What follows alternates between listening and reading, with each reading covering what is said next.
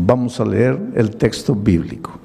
El texto bíblico dice así: Pablo, prisionero de Jesucristo, y el hermano Timoteo, al amado Filemón, colaborador nuestro, y a la amada hermana Apia, y a Arquipo, nuestro compañero de milicia, y a la iglesia que está en tu casa. Gracia y paz a vosotros, de Dios nuestro Padre y del Señor Jesucristo. Ahora tú puedes leer el texto y preguntar así: ¿qué mensaje Dios tiene para mí? Por ejemplo, si tu hijo está en las drogas, ¿cómo te ayuda este texto a resolver ese problema? Si tu matrimonio está hecho pedazos, ¿cómo te ayuda este texto a resolver tu problema? Si estás desempleado, ¿de qué manera este texto te ayuda? Si vives peleando con tu patrón o con tu empleado, con tu vecino, ¿de qué manera este texto te ayuda? Si estás prisionero de un vicio, ¿cómo este texto te va a ayudar a quedarte libre de ese hábito? Esto es lo que hay que entender. Y ese es el trabajo del predicador. Y es por eso que el predicador, antes de venir a predicar una hora, tiene que estar horas y horas y días y semanas analizando el texto y estudiando y tratando de entender y pidiéndole a Dios iluminación. Pero aquí hay un mensaje poderoso para ti. Vamos a comenzar diciendo así: Pablo, prisionero de Jesucristo. En la mayor parte de sus epístolas, de sus cartas, Pablo se identifica como apóstol de Jesucristo, apóstol de Jesucristo, apóstol de Jesucristo. Esta carta es la única carta donde él se presenta como prisionero de Jesucristo. ¿Qué piensan ustedes? ¿Por qué lo hace? Porque justamente va a hablar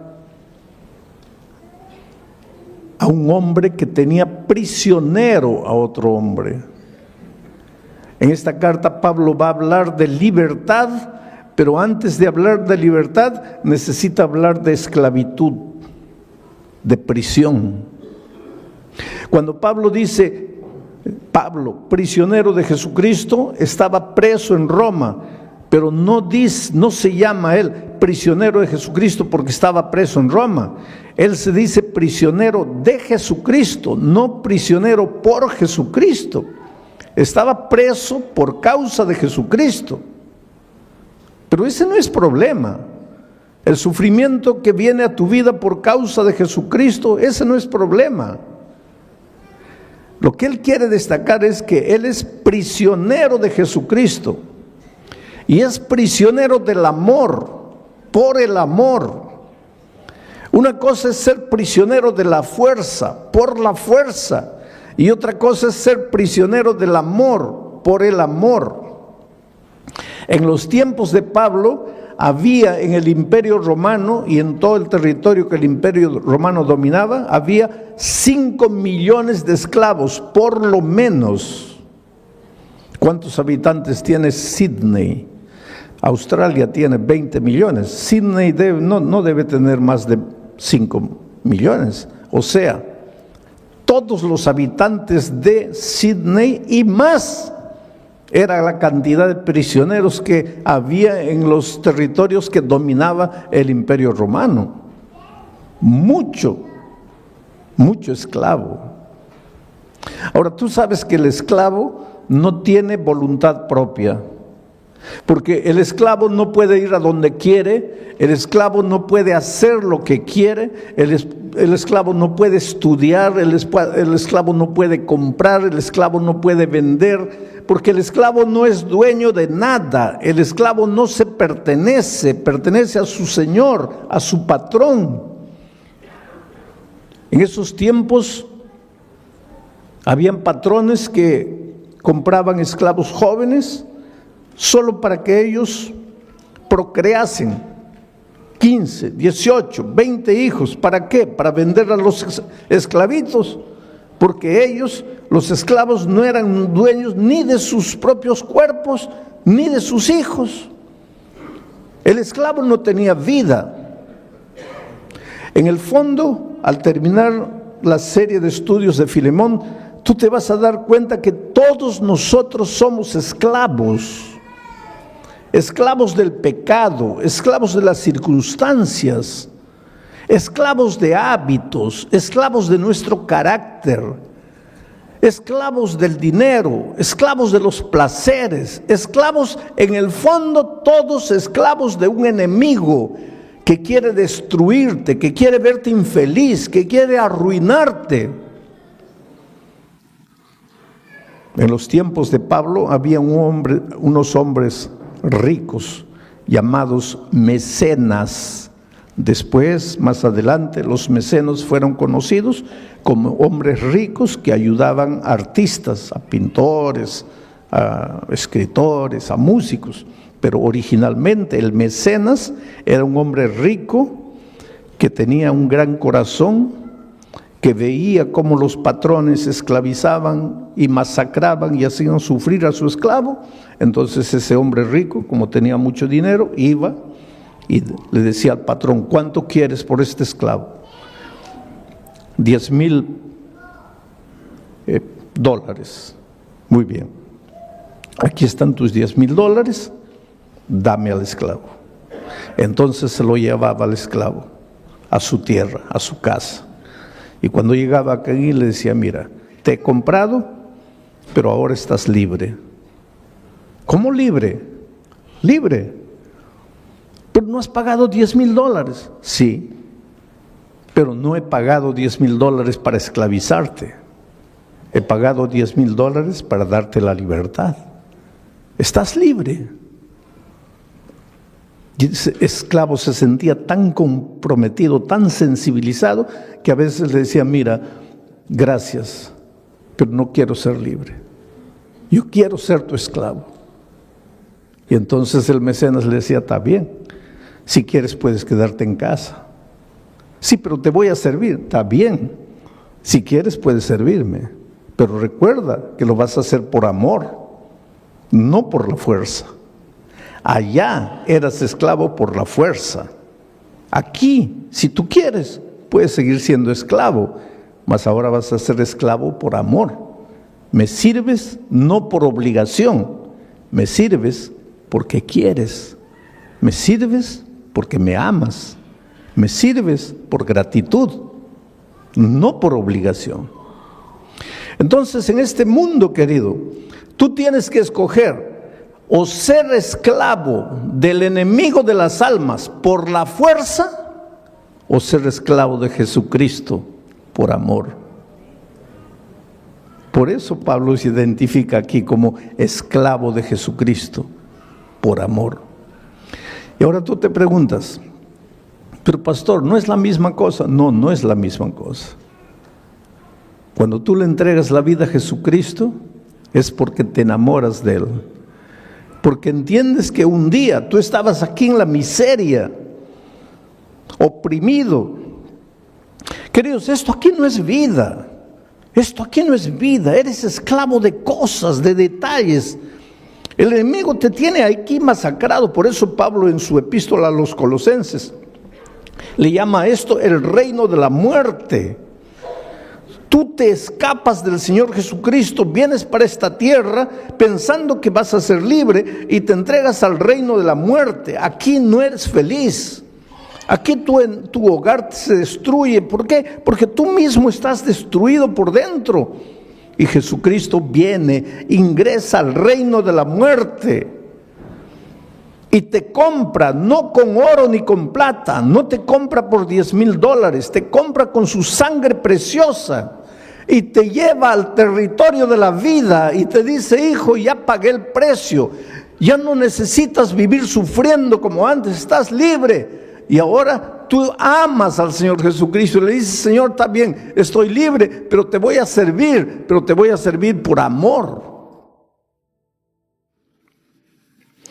Vamos a seguir analizando el texto. Dice Pablo, prisionero de Jesucristo, y el hermano Timoteo, que ayudaba como secretario a Pablo, escribe al amado Filemón, colaborador nuestro, al amado Filemón. No era amado de Pablo, aunque Pablo lo amaba. En el fondo, Filemón era amado del Señor Jesucristo, amado de Dios. Y esta es otra de las cosas que tienes que entender. Tú eres amado de Dios, tú eres precioso para Dios. En todos estos años de pastor, para mí, la cosa más difícil ha sido hacerle entender al ser humano que es amado de Dios. Te voy a decir una cosa, Dios te ama, te ama, te ama de una manera que tú jamás vas a entender. Dios te ama. La gente dice así, pero pastor, ¿cómo Dios puede amarme si yo soy malo? Dios te ama. Si eres bueno, te ama. Si eres malo, te ama. Si aceptas la palabra de Dios, te ama. Si la rechazas, te ama. Si te portas bien, te ama. Si te portas mal, te ama. Hay dos cosas que necesitas colocar en tu mente. No hay nada que puedas hacer para que Dios te ame, porque Dios ya te ama sin que hagas nada. Y hay otra verdad. No hay nada que puedas hacer para que Dios deje de amarte, porque hagas lo que hagas, Dios siempre te va a amar. El otro día un viejito, un ancianito, me dice, pastor, no diga eso. ¿Por qué? Porque si usted dice eso, los pecadores van a decir, pues si Dios me ama, entonces ¿para qué me preocupo? Ya Dios me ama. Quiere decir que yo tengo que adaptar lo que Dios dice a mi manera de pensar. No puedo. A mí humanamente, los que merecen amor son los buenos. Los malos no merecen amor. Eso es para mí como ser humano. Pero Dios es Dios. Y la Biblia dice que Dios es amor. No dice que Dios tiene amor, dice que Dios es amor. Yo creo que los seres humanos difícilmente logramos entender esto, porque para nosotros los hombres aquí está Dios y aquí está su amor. Pero desde el punto de vista bíblico, Dios está aquí y su amor. No hay separación entre Dios y su amor. Dios es amor. Y para que entiendas bien esto, te voy a hacer una ilustración tonta, porque esta ilustración es tonta. ¿De qué está hecho este púlpito? De microfibra. ¿De qué está hecho mi traje? De tela. ¿De qué está hecho mi zapato? De cuero. ¿De qué está hecho este micrófono? De metal. Y ahora viene la pregunta tonta. ¿De qué está hecho Dios? Pues es una tontería, Dios no está hecho, Dios es Dios. Pero solo para que entiendas, y si estuviera hecho Dios, ¿de qué estaría hecho? ¿Cuál es la sustancia de su ser? ¿Cuál es la esencia de su ser? Pues Dios es amor. Por lo tanto, cuando tú dices, si te portas mal, Dios te va a dejar de amar, ¿qué tontería estás diciendo? Estás diciendo, si te portas mal, Dios va a dejar de ser amor. Dios nunca va a dejar de ser amor. Dios nunca va a dejar de amarte. Él es Dios, Él es amor. Él jamás te va a dejar de amar. Entonces, pastor, no necesito preocuparme porque ya estoy salvo. No digas eso. Porque yo te estoy hablando del amor de Dios, no te estoy hablando de la salvación. Hay mucha gente que se va a perder a pesar del amor de Dios. Porque el amor de Dios no te va a salvar. Para salvarte necesitas aceptar disfrutar el amor de Dios. Y cuando tú estás aquí en el territorio de la muerte, tú no quieres a Dios. Dios te ama. ¿Acaso Dios no dice, no quiero la muerte del impío, sino que se arrepienta y regrese? Pues aquí está Dios, no quiere tu muerte. Pero si tú estás en el territorio de la muerte y no aceptas a Dios, pues te vas a morir. No porque Dios dejó de amarte, sino a pesar de que Dios te ama. Querido, nunca te preguntes, ¿dónde está Dios cuando el dolor llega a tu vida? Porque Dios está siempre en el mismo lugar. No es Dios que te deja, eres tú que deja a Dios. No es Dios que te abandona, eres tú que lo abandonas. No es Dios que se separa de ti, eres tú que te separas de Él. Dios está siempre llamando, llamando, llamando. Desde el Génesis hasta el Apocalipsis, Dios llama. En el jardín del Edén, Adán, ¿dónde estás tú? En el libro de Apocalipsis, el último capítulo, las últimas palabras, y el Espíritu y la iglesia digan, ven, y el que oiga, venga, y el que tenga sed, venga y beba del agua. Llamado, Dios llama, hijo, ven, ven, ven. ¿Por qué? Porque tú estás aquí, tú te has separado de Dios, tú te has venido aquí, y aquí tú puedes hacer lo que quieras para ser feliz, pero siempre vas a estar vacío. Llega la noche, no puedes dormir, tienes ganas de llorar, no sabes por qué. Te esfuerzas, nada te sale bien. Te casas lleno de amor, en poco tiempo tu hogar está destruido. Traes al mundo un hijo con alegría, lo educas, lo amas. Cuando llega a grande, él se destruye solo. No sabes qué hacer, no tienes paz. ¿Por qué? Porque estás separado de Dios. Aquí en el territorio de la muerte puedes hacer lo que quieras. Nunca vas a estar completo. Necesitas devolverte al Señor Jesucristo. Aquí eres esclavo del enemigo por la fuerza. Necesitas ser esclavo del amor por el amor. Y eso es lo que Pablo dice. Pablo, prisionero de Jesucristo, y el hermano Timoteo, al amado Filemón, colaborador nuestro, y a la amada hermana Apia y Arquipo, nuestro compañero de milicia. ¿Quién era Apia, esposa de Filemón? ¿Quién era Arquipo, hijo de Filemón y de Apia? Interesante que Pablo dice que en la casa de ellos había una pequeña iglesia. La iglesia cristiana en sus orígenes no construyó templos. Tú sabes que el primer templo fue construido por un emperador muy conocido por nosotros, porque ese emperador tuvo dos ideas, entre comillas, extraordinarias para él y para el enemigo de Dios. ¿Sabes cuáles fueron esas dos ideas? La primera idea, cambiar el día de reposo del sábado para el domingo. ¿Cómo se llamó ese emperador? Constantino. Pero él tuvo una segunda idea, construir un templo, porque hasta Constantino nunca se había construido templos. Y te estoy hablando del siglo III. ¿Y dónde se reunía la iglesia cristiana en sus primeros años? En las casas o en las sinagogas, porque habían judíos enteros que se convertían y la sinagoga se quedaba vacía. Y entonces se reunían en las sinagogas, pero en la sinagoga no había púlpito, la gente no estaba ahí y el predicador aquí. En la sinagoga las bancas eran así. Entonces se conversaba, se estudiaba. Y después en las casas.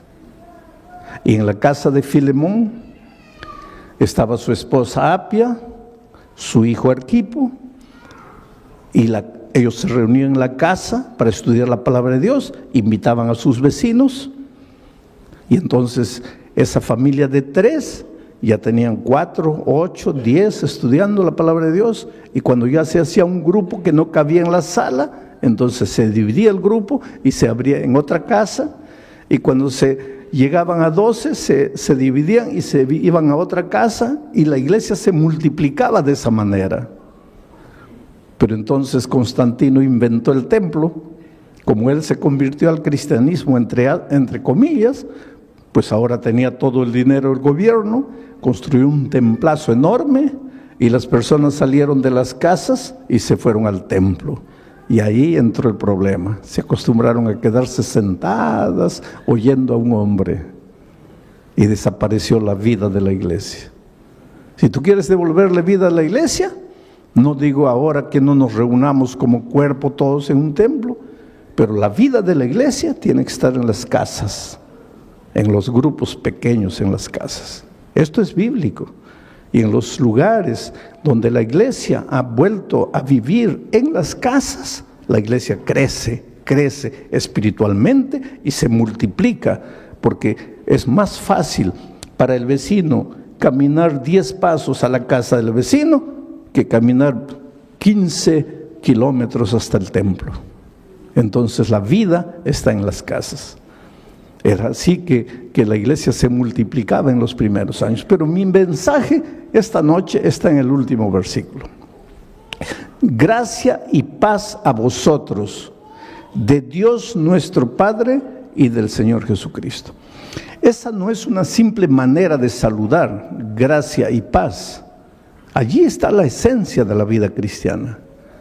Porque para ser feliz en la vida, para ser próspero, necesitas primero paz. Un hombre que no tiene paz, una mujer que no tiene paz, no puede ser vencedor.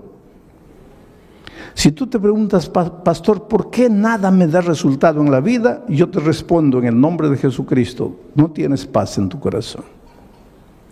Y la paz no es resultado de tratamiento psicológico, no es resultado del análisis, del psicoanálisis. La paz es resultado de la gracia. Si tú aceptas la gracia de Jesucristo, el resultado va a ser la paz. Pero quiero explicarte esto. El ser humano es como un triángulo. Tiene un lado mental, emocional. Aquí, este lado, mental, emocional. ¿Por qué coloco en el mismo lado la mente y las emociones? Porque nosotros somos interesantes. Yo te amo con todo mi corazón. Nadie ama con el corazón.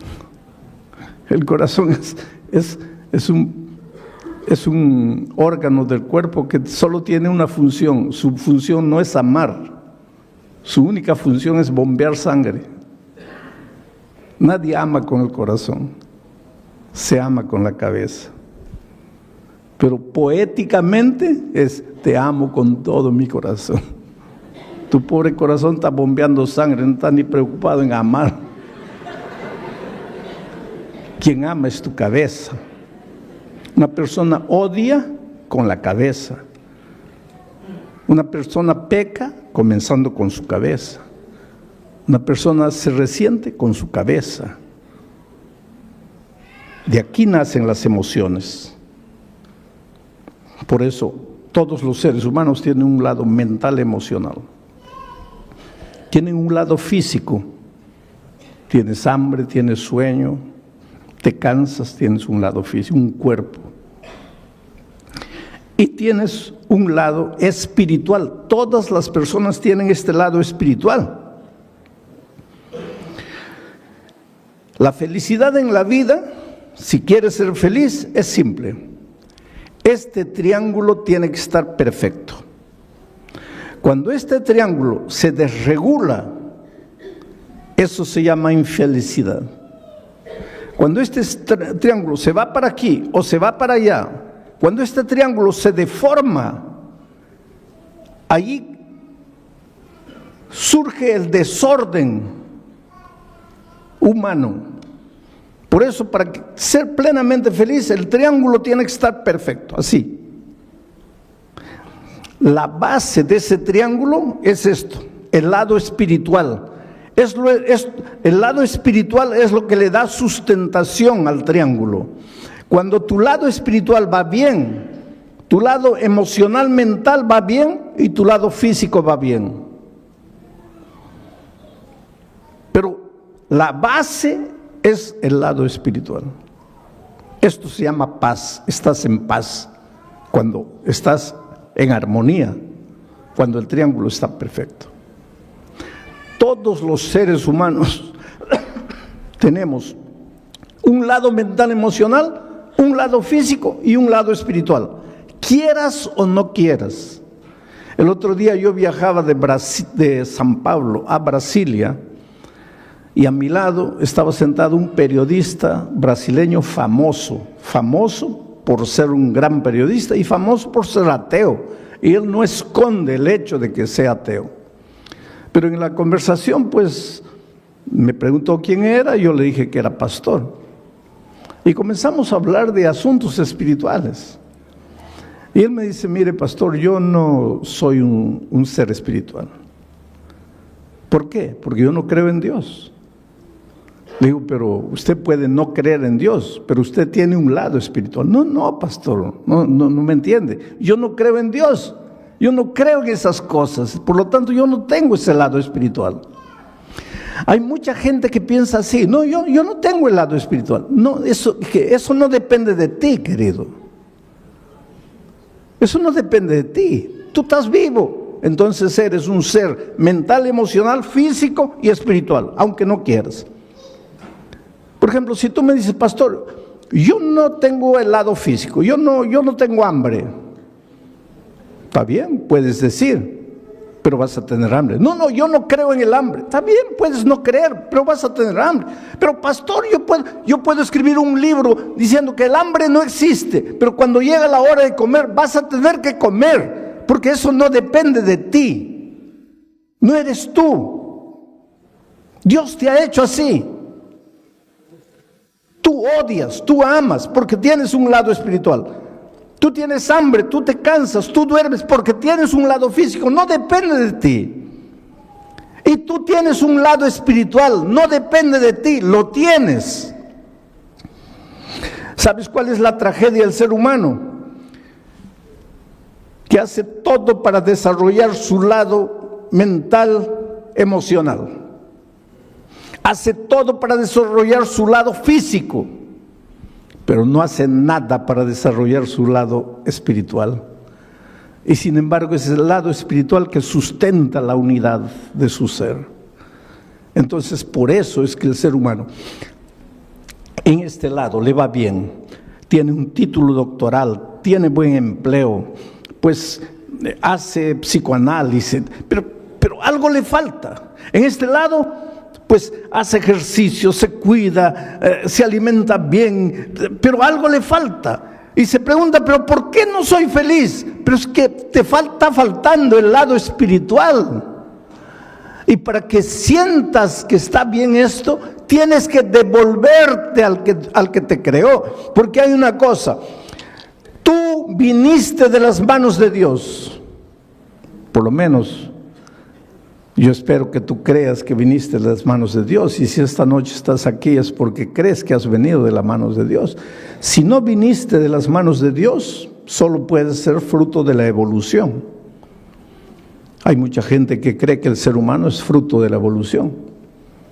Si eres fruto de la evolución, entonces eres fruto del acaso. Eres una coincidencia. Y si eres fruto del acaso, tú no sabes de dónde vienes y no sabes a dónde vas y no sabes por qué viniste al mundo. Yo prefiero creer que vengo de un Dios de amor, que tiene un plan para mí, y que si las cosas no están andando bien en mi vida es porque no he descubierto ese plan. ¿Dónde está ese plan? En la palabra de Dios. El otro día alguien me dice, pero pastor, yo no quiero estudiar la Biblia porque no quiero cambiar de religión. Hay mucha gente que piensa que hay que estudiar la Biblia para cambiar de religión. La Biblia no tiene nada que ver con religión. La Biblia tiene que ver con la vida, con tu vida. Por eso Pablo, cuando empieza su carta, dice, te deseo paz, pero nunca vas a tener paz si primero no tienes gracia? ¿Qué cosa es gracia? Viene de la palabra gratis. No tienes que hacer nada para salvarte. No tienes que comprar la paz. No tienes que comprar el sueño. No tienes que comprar el amor. Tú no eres salvo porque merece. Nadie merece. Todos estamos destituidos de la gloria de Dios. Todos hemos pecado. Tú necesitas gracia. Tú necesitas ser amado. Tú necesitas devolverte. Tú necesitas reconocer que lejos de Jesús nunca serás feliz. Por eso estas 4 noches te voy a mostrar tu necesidad de Jesucristo. Pastor, ¿esto que acabo de predicar funciona? Claro que funciona. Y te voy a mostrar ahora con una historia de la vida real cómo esto funciona. Yo estaba predicando hace algunos años atrás en la ciudad de Santa Cruz de la Sierra, en Bolivia. ¿Hay algún boliviano aquí? Bueno, ahí hay una señora boliviana, qué bueno. ¿No es de Santa Cruz de la Sierra? No, muy bien. Yo estaba predicando en Santa Cruz de la Sierra. Ahora en el mes de septiembre vuelvo a Santa Cruz de la Sierra, vuelvo a Bolivia para predicar 4 noches, una en La Paz, otra en Oruro, otra en Cochabamba y otra en Santa Cruz. Pero yo estaba predicando en Santa Cruz en un estadio así cubierto para unas 5,000 personas. Y pues todas las noches cuando yo termino de predicar hago un llamado. Pido a las personas, ¿cuántos quieren aceptar a Jesucristo y venir aquí adelante? Esta noche también voy a hacer una invitación. Más adelante, ahorita no. Pero ¿por qué digo que las personas se levanten y vengan? Por un simple motivo. Yo no soy simplemente un expositor de un tema. Yo soy un pastor. Yo soy un predicador. Y mi misión no es solo exponerte un tema y decirte que Dios te bendiga. Mi misión es llamarte, traerte a Jesucristo. Es hacer que tú le abras el corazón a Jesús. Y es por eso que al final de mi mensaje siempre digo, ¿cuántos quieren levantarse y venir y entregar la vida a Jesucristo? Y eso es lo que hice allá en Santa Cruz de la Sierra. Y la primera persona que se levantó fue un borracho, un ebrio. Pero no era un ebrio porque hay un ebrio que se puede controlar. Este pobrecito estaba acabado por la vida. Y vino por el corredor así, todo tambaleándose. Y pues lógicamente que la gente comenzó a reír, porque seguramente pensaba, ese pobre hombre no sabe ni entiende lo que está haciendo. Y el pobrecito vino aquí y se paró aquí y ni podía estar firme, aquí también estaba todo así. Y lloraba. Y pues tampoco eso es raro, porque los borrachos lloran por todo, ¿no? Entonces estaba ahí llorando. Pero lo que me llamó atención es que era un andrajoso, ropa sucia. Se notaba que esa ropa no salía de su cuerpo hace meses. Todo mugriento. Cabello largo, sucio. Barba. Y olía mal, olía feo. Porque después de él, mucha gente comenzó a venir. Pero cuando llegaban cerca de él, así con discreción se retiraban un poco distante, porque no podían aguantar el olor de ese hombre. Horrible. Pero ahí estaba él. Bueno, terminó esa noche. La siguiente noche dije así: los que anoche se han levantado, ya no se levanten hoy, porque anoche ya se levantaron. Hoy día yo quiero que se levanten solo los que no estuvieron anoche. A ver, ¿quién es la primera persona que se va a levantar? ¿Y quién aparece ahí atrás? El borracho nuevo. Y llega aquí. Y pues la gente ahora sí se largó a reír, porque dijo, ahí está la prueba de que no entiende nada. Porque si el pastor dijo que los de anoche ya no se levantan y él vuelve a levantarse, pues está borracho.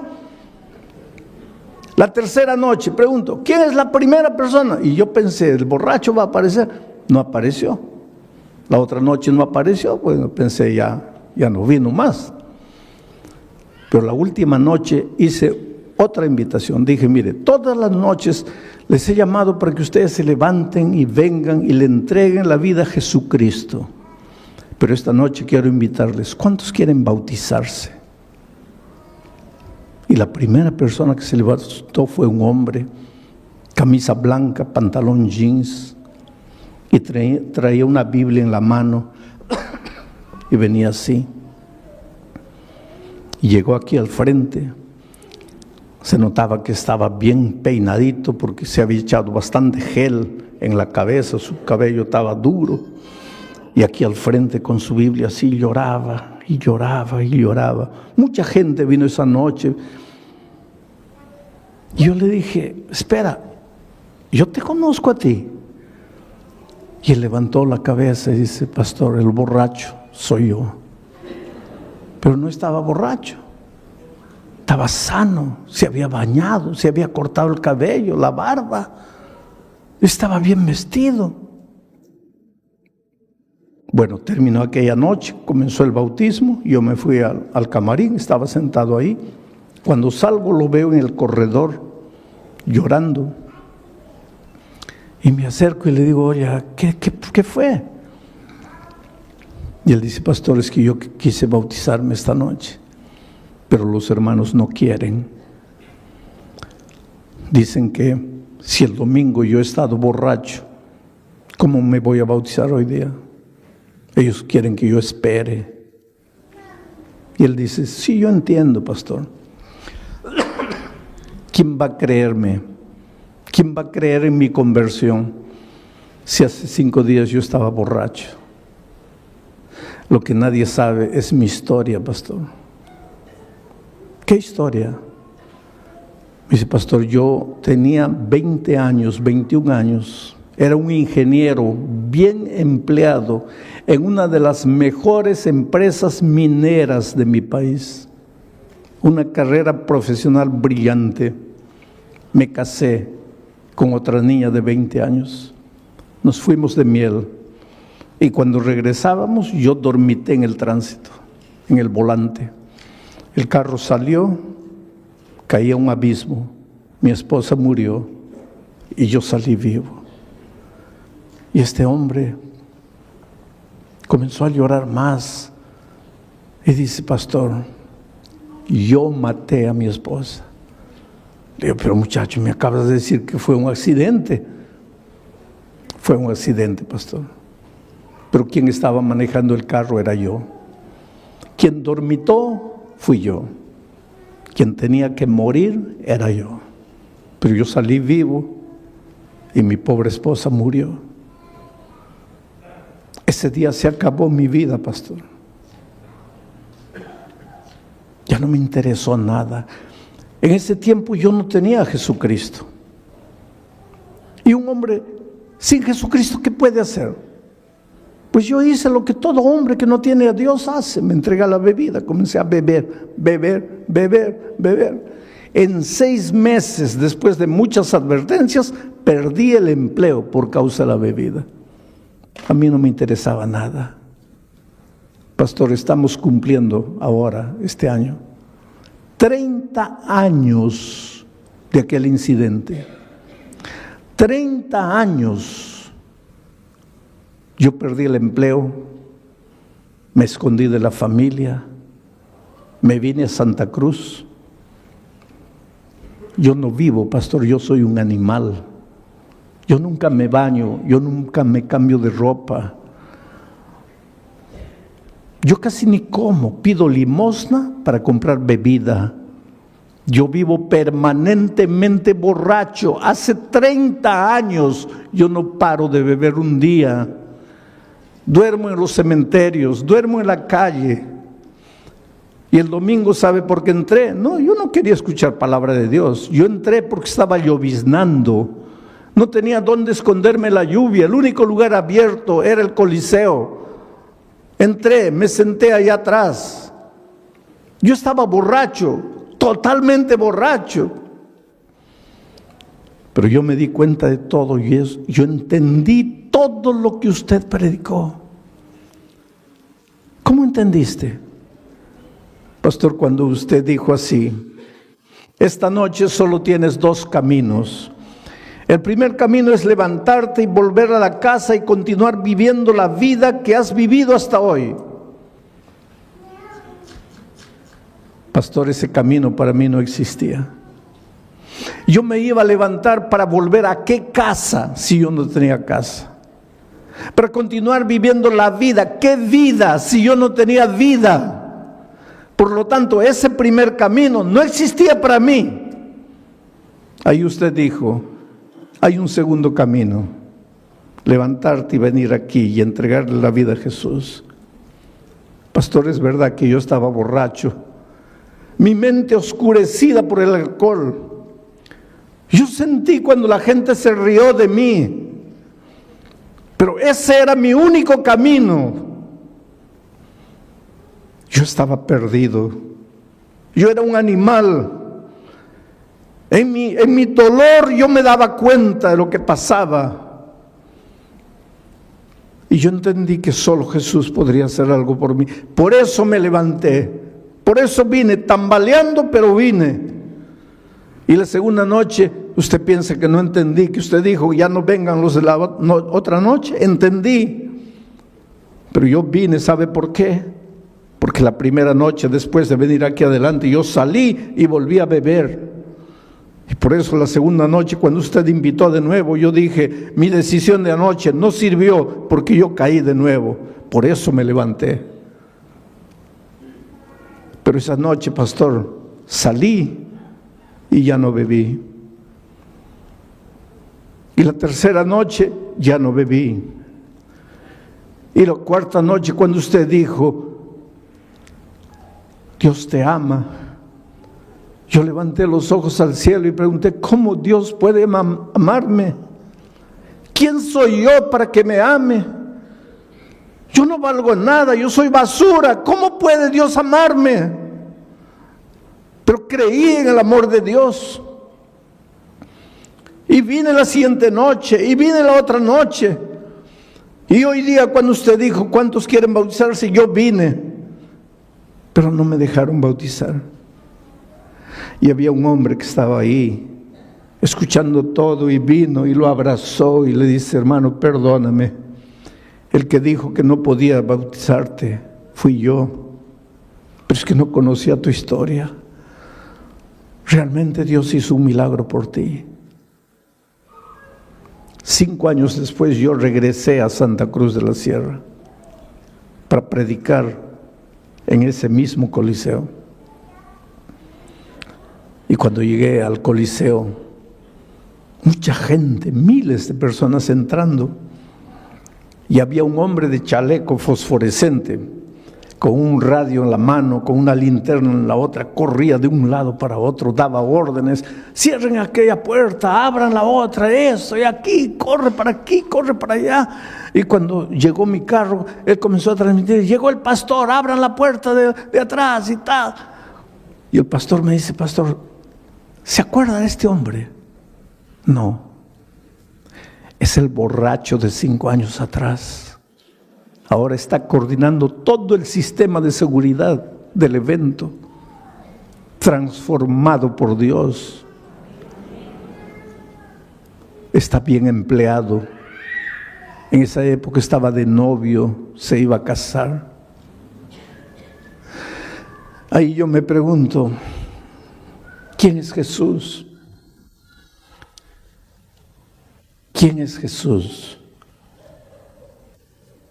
Que te encuentra en la vida destruido, acabado. Tal vez no como este borracho, pero te encuentra con tu vida hecha pedazos. Te esfuerzas para ser feliz. Te esfuerzas para salir, después esfuerzas para vencer. Pero cuando llega la noche te sientes solo. Te preguntas, ¿qué hago en esta vida? ¿Para qué vine? ¿Para qué nací? ¿Quién es Jesús capaz de encontrarte donde estás y transformarte por completo? Por eso Pablo dice, gracia y paz. ¿Cómo vas a tener paz si no entiendes lo que es gracia? ¿Cómo vas a entender lo que es gracia si no sabes lo que es el amor de Dios? Esta noche yo te digo en el nombre de Jesucristo, déjate amar. Déjate amar. Ven a Jesús como estás. Entrégale tu vida, ríndete a Él. Deja de lado tus preconceptos.